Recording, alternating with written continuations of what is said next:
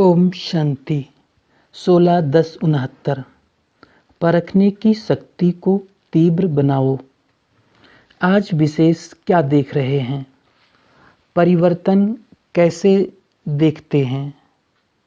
इस ग्रुप में प्रश्न का उत्तर देने में होशियार कौन है? देखने और परखने की शक्ति कहाँ तक आई है? अच्छा, योग की स्थिति में निरंतर रहने वाला कौन है? दिव्य गुणों की धारणा में दिव्य गुण मूर्त कौन नजर आता है? ये क्यों पूछते हैं? क्योंकि अगर परखने की प्रैक्टिस होगी तो जब दुनिया में कार्य अर्थ जाते हो और आसुरी संप्रदाय के साथ संबंध रखना पड़ता है तो परखने की प्रैक्टिस होने से बहुत बातों में विजयी बन सकते हो। अगर परखने की शक्ति नहीं तो विजयी नहीं बन सकते। ये तो थोड़ी सी देख रेख की अपने ही परिवार के अंदर कहाँ तक परख सकते हो। यूं तो हर एक रतन एक दो से श्रेष्ठ हैं, लेकिन फिर भी परखने की प्रैक्टिस जरूर चाहिए। ये परखने की प्रैक्टिस छोटी बात नहीं समझना, इस पर ही नंबर ले सकते हो। कोई भी परिस्थिति को, कोई भी संकल्प वाली आत्माओं को, वर्तमान और भविष्य दोनों कालों को भी परखने की प्रैक्टिस चाहिए। विशेष करके जो पांडव सेना है, उन्हों को ये परखने की शक्ति बहुत आवश्यक है, क्योंकि आप गोपों को बहुत प्रकार की परिस्थितियां सामने आती हैं। उन्हों का सामना करने लिए ये बुद्धि की सफाई बहुत आवश्यक है। परखने की पावर कैसे आएगी?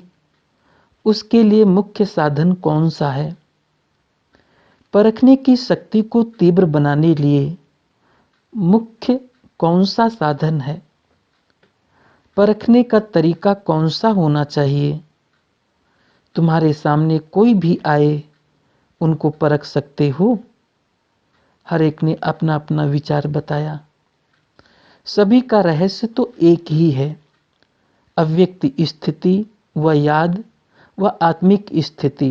बात तो वही है, लेकिन आत्मिक स्थिति के साथ साथ यथार्थ रूप से वही परख सकता है जिनकी बुद्धि में ज़्यादा व्यर्थ संकल्प नहीं चलते होंगे। उनकी बुद्धि एक की ही याद में, एक के ही कार्य में और एक रस स्थिति में होगी। वे दूसरे को जल्दी परख सकेंगे। जिनकी बुद्धि में ज़्यादा संकल्प उत्पन्न होंगे तो उनकी बुद्धि में दूसरों को परखने के समय भी अपने व्यर्थ संकल्प की मिक्सचरिटी होगी। इसलिए जो जैसा है वैसा परख नहीं सकेंगे। तो मूल रहस्य निकला बुद्धि की सफाई। जितना बुद्धि की सफाई होगी उतना ही योग युक्त अवस्था में रह सकेंगे। यह व्यर्थ संकल्प और विकल्प जो चलते हैं वो अव्यक्त स्थिति होने में विघ्न है। बार बार इस शरीर के आकर्षण में आ जाते हैं। उसका मूल कारण है कि बुद्धि की सफाई नहीं है। बुद्धि की सफाई अर्थात बुद्धि को जो महामंत्र मिला हुआ है उसमें बुद्धि मगन रहे। एक की याद को छोड़ अनेक तरफ बुद्धि जाने के कारण शक्तिशाली नहीं रहते। वैसे भी जब बुद्धि बहुत कार्य तरफ लगी हुई होती है तो अनुभव किया होगा बुद्धि में वीकनेस, कमजोरी, थकावट महसूस होती है और जो भी यथार्थ रूप से निर्णय नहीं कर सकेंगे। इसी रीति व्यर्थ संकल्प विकल्प जो चलते हैं वो भी बुद्धि को थकावट में लाते हैं। थकी हुई कोई भी आत्मा न परख सकेगी न निर्णय कर सकेगी।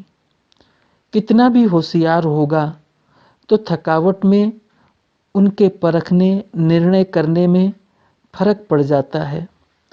सारा दिन इन संकल्पों से बुद्धि थकी हुई होने के कारण निर्णय करने की शक्ति में कमी आ जाती है, इसलिए विजयी नहीं बन सकते। हार खाने का मुख्य कारण ये है, बुद्धि की सफाई नहीं है। जैसे उन्हों की हाथ की सफाई होती है ना, आप फिर बुद्धि की सफाई से क्या कर सकते हो। वो हाथ की सफाई से झट से बदल देते हैं, देरी नहीं लगती। इसलिए कहते हैं जादूगर।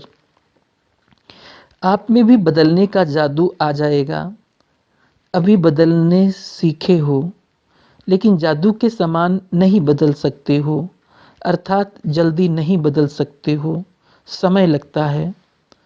जादू चलाने के लिए जितना समय जिसको मंत्र याद रहता है, उतना उसका जादू सफल होता है। आपको भी अगर महामंत्र याद होगा तो जादू के समान कार्य होगा। अब इसी में देरी है, तो अब इस भट्ठी से क्या बनकर निकलेंगे जादूगर। अगर इतने जादूगर भारत के कोने कोने में छा जाएंगे तो क्या हो जाएगा। 1 मास के अंदर कुछ और नज़ारा देखने में आएगा। अब तो तैयारी करनी पड़ेगी ना। अगर इतने जादूगर बदलने का कार्य शुरू कर देंगे तो फिर क्या करना पड़ेगा। ऐसी कुछ नवीनता आप भी देखना चाहते हो और बाप दादा भी चाहते हैं। ऐसा आवाज़ फैल जाए कि ये कौन कहाँ से प्रकट हुए हैं। ऐसे महसूस हो कि एक एक स्थान पर कोई अलौकिक आत्मा अवतरित होकर आई है। एक अवतार इतना कुछ कर सकता है तो ये कितने अवतार हैं। यहाँ से जब जाओ तो ऐसे ही समझकर जाना कि हम इस शरीर में अवतरित हुए हैं ईश्वरीय सेवा के लिए। अगर ये स्मृति रखकर जाएंगे तो आपकी हर चलन में अलौकिकता देखने में आएगी। जो भी आपके दैवी परिवार वाले व लौकिक परिवार वाले हैं, वो महसूस करें कि ये कुछ अनोखे ही बनकर आए हैं, बदल कर आए हैं। जब आपकी बदलने की महसूसता आएगी, तब आप दुनिया को बदल सकेंगे। अगर आप सभी के बदलने की वासना नहीं, तो दुनिया को नहीं बदल सकेंगे। खुद बदलकर दुनिया को बदलना है। ऐसे ही समझकर चलना कि निमित्त मात्र इस शरीर का लोन लेकर ईश्वरीय कार्य के लिए थोड़े दिन के लिए अवतरित हुए हैं। कार्य समाप्त करके फिर चले जाएंगे। ये स्मृति लक्ष्य रख करके ऐसी स्थिति बनाकर फिर चलना। ये बगीचा है। बाप दादा चैतन्य बगीचे में आते हैं तो कुछ वाणी से खुशबू लेते हैं, कुछ नैनों से, कुछ मस्तक के मणि से। हर एक के मस्तक के मणि की चमक बाप दादा देखते हैं। ऐसे ही अगर आप सभी भी मस्तक के मणि को ही देखते रहो तो फिर ये दृष्टि और वृत्ति शुद्ध सतो प्रधान बन जाएगी। दृष्टि जो चंचल होती है, उसका मूल कारण ये है, मस्तक के मणि को ना देख शारीरिक रूप को देखते हो। रूप को ना देखो, लेकिन मस्तक के मणि को देखो। जब रूप को देखते हो तो ऐसे ही समझो कि सांप को देख रहे हैं। सांप के मस्तक में मणि होती है ना, तो मणि को देखना है, न कि सांप को।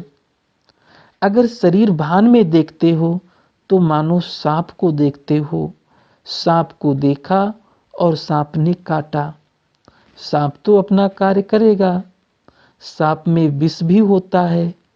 कोई कोई विशेष सांप होते हैं जिनमें मणि होती है। आप गोपों को सांप को कैसे मारना है क्या करेंगे। आप सांप को देखते हुए भी सांप को ना देखो, मणि को ही देखो। मणि को देखने से सांप का जो विष है वो हल्का हो जाएगा। अगर शरीर रूपी सांप को देखा तो फिर उनके बन जाएंगे, उन समान बन जाएंगे। लेकिन मणि को देखेंगे तो बाप दादा के माला के मणि बन जाएंगे। या तो बनना है सांप के समान या तो बनना है माला की मणि। अगर मणि बनना है तो देखो भी मणि को, फिर जो ये कंप्लेन है वो बदल कर कंप्लीट हो जाएंगे। सिर्फ बुद्धि की परख से कहाँ कंप्लेन कहाँ कंप्लीट, रात दिन का फर्क है। लेकिन सिंधी भाषा में लिखेंगे तो सिर्फ दो बिंदियों का फर्क है। यहाँ भी ऐसे है, दो बिंदी, एक स्वयं की, एक बाप दादा की। ये दो बिंदी ही याद रहे तो कंप्लेन की बजाय कंप्लीट हो जाएं। इसलिए आज से ये प्रतिज्ञा अपने आप से करो। बाप दादा के सामने तो बहुत प्रतिज्ञाएं की है, लेकिन आज अपने आप से प्रतिज्ञा करो कि अब से लेकर सिवाय मणि के और कुछ नहीं देखेंगे, और खुद ही माला के मणि बन कर के सारी सृष्टि के बीच चमकेंगे। जब खुद मणि बनेंगे तब चमकेंगे, अगर मणि नहीं बनेंगे तो चमक नहीं सकेंगे। जब प्रतिज्ञा करेंगे तभी प्रत्यक्षता होगी। अपने आप से पूर्ण रूप से प्रतिज्ञा नहीं कर पाते हो, इसलिए प्रत्यक्षता भी पूर्ण रूप से नहीं हो पाती है। प्रत्यक्षता कम निकलने का कारण अपने आप से प्रतिज्ञा की कमी है। अभी अभी बोलते हो, फिर अभी अभी भूलते हो। लेकिन अब प्रतिज्ञा के साथ साथ ये भी निश्चय करो कि प्रत्यक्षता भी लाएंगे।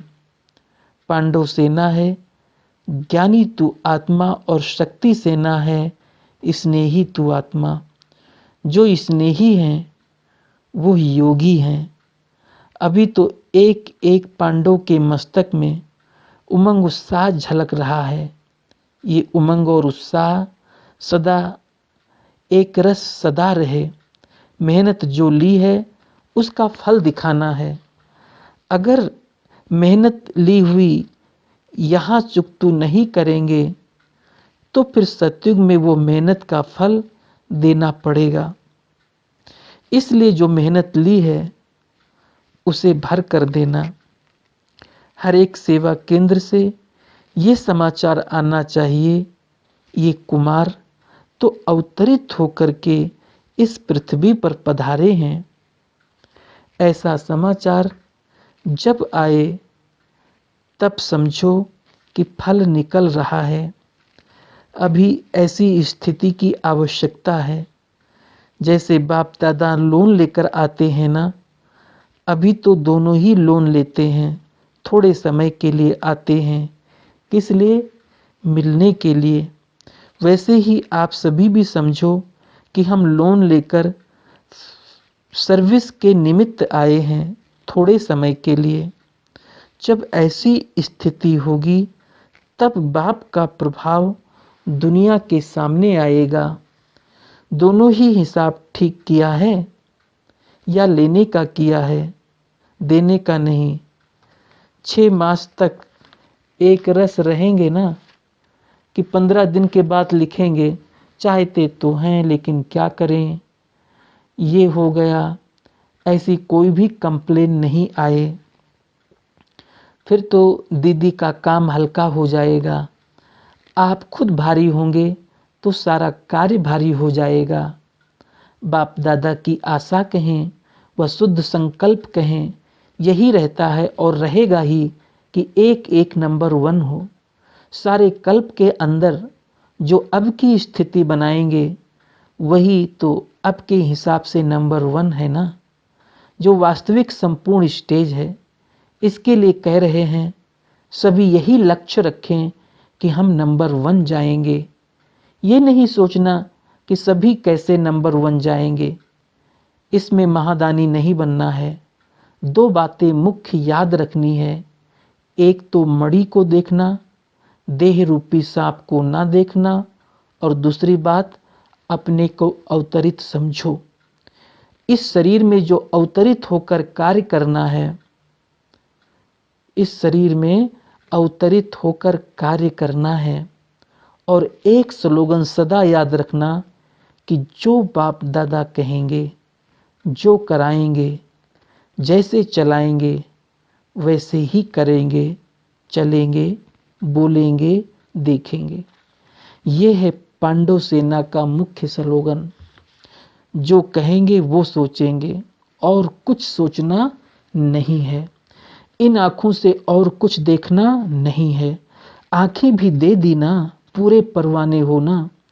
परवाने को समा बिगर और कुछ देखने में आता ही क्या। आपकी आँखें और क्यों देखती, जब और कुछ देखते हो तो धोखा देती है। अपने को धोखा ना दो। संपूर्ण अर्थात पूरा परवाना है, ये है छाप। रिजल्ट तो अच्छी है लेकिन उसको अविनाशी रखना है। जब जैसे चाहें वैसी स्थिति बना सकें, ये मन को ड्रिल करानी है। ये जरूर प्रैक्टिस करो।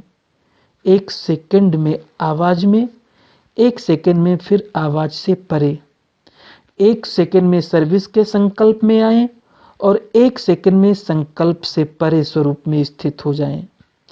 इस ड्रिल की बहुत आवश्यकता है। ऐसे नहीं कि शारीरिक भान से निकल ही ना सकें। 1 सेकंड में कार्य प्रति शारीरिक भान में आए, फिर 1 सेकंड में अशरीरी हो जाएं। जिसकी ये ड्रिल पक्की होगी वो सभी परिस्थितियों का सामना कर सकते हैं। जैसे शारीरिक ड्रिल सुबह को कराई जाती है, वैसे ये अव्यक्त ड्रिल भी अमृत वेले विशेष रूप से करनी है। करना तो सारा दिन है, लेकिन विशेष प्रैक्टिस करने का समय अमृत वेले का है। जब देखो बुद्धि बहुत बिजी है तो उसी समय ये प्रैक्टिस करो।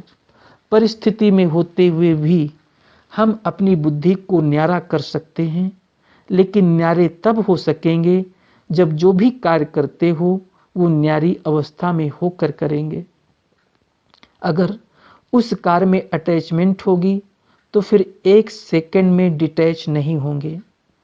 इसलिए यह प्रैक्टिस करो कैसी भी परिस्थिति हो, क्योंकि फाइनल पेपर अनेक प्रकार के भयानक और ना चाहते हुए भी अपनी तरफ आकर्षित करने वाली परिस्थितियों के बीच होंगे। उनकी भेंट में जो आजकल की परिस्थितियां हैं वो कुछ नहीं हैं। जो अंतिम परिस्थितियां आने वाली हैं उन परिस्थितियों के बीच पेपर होना है। इसकी तैयारी पहले से करनी है। इसलिए जब अपने को देखो कि बहुत बिजी हूँ, बुद्धि बहुत स्थूल कार्य में बिजी है, चारों ओर सरकमस्टांस अपने तरफ खींचने वाले हैं, तो ऐसे समय पर ये अभ्यास करो। तब मालूम पड़ेगा कहाँ तक हम ड्रिल कर सकते हैं। ये भी बहुत आवश्यक है। इसी ड्रिल में रहेंगे तो सफलता को पाएंगे। एक एक सब्जेक्ट की नंबर होती है, मुख्य तो यही है। इसमें अगर अच्छे हैं तो नंबर आगे ले सकते हैं। अगर इस सब्जेक्ट में नंबर कम है तो फाइनल नंबर आगे नहीं आ सकते। इसलिए सुनाया था कि ज्ञानी तू आत्मा के साथ में स्नेही भी बनना है। जो स्नेही होता है वो स्नेह पाता है। जिससे ज़्यादा स्नेह होता है तो कहते हैं ये तो सद्बुद्ध ही भूल जाते हैं। शुद्ध बुद्ध का अर्थ ही है अपने स्वरूप की जो स्मृति रहती है वो भी भूल जाते हैं। बुद्धि की लगन भी उसके सिवाय कहाँ नहीं हो। ऐसे जो रहने वाले होते उनको कहा जाता है स्नेही। इस ग्रुप का विशेष गुण यही है कि सभी बातों को सीखने और धारण करने और आगे के लिए भी अपने को उसमें चलाने के लिए चात्रक हैं। चात्रक बने हो लेकिन साथ में चरित्रवान भी बनना है। चात्रक हैं, ये इस ग्रुप की विशेषता है, लेकिन चात्रक का कार्य होता है उसके प्यासे रहना। यह चित्र चरित्र में देखें, तब फिर चात्रिकों के साथ में पात्र भी कहेंगे। अभी चात्रक तो हैं, फिर रिजल्ट आने बाद 2 टाइटल मिलेंगे। अभी चात्रक हैं, फिर विजयमाला के नज़दीक आने के पात्र भी होंगे। जो स्लोगन सुनाया और जो भट्टी की छाप सुनाई, उनको कायम रखेंगे तो दोनों ही गुण आ जाएंगे। अच्छा, ओम शांति।